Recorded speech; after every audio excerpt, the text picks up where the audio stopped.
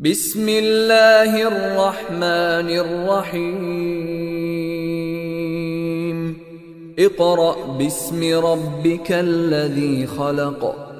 خلق الإنسان من علق اقرأ وربك الأكرم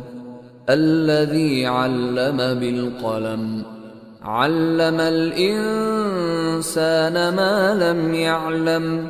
كلا إن الإنسان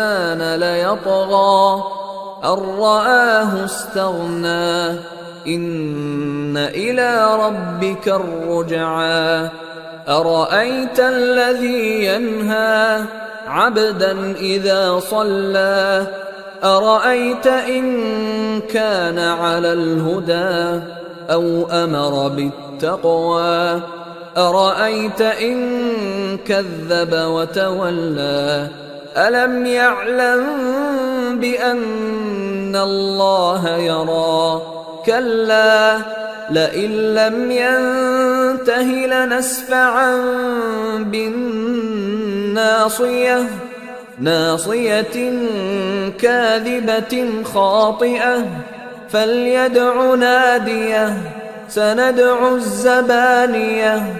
كلا لا تطعه واسجد واقترب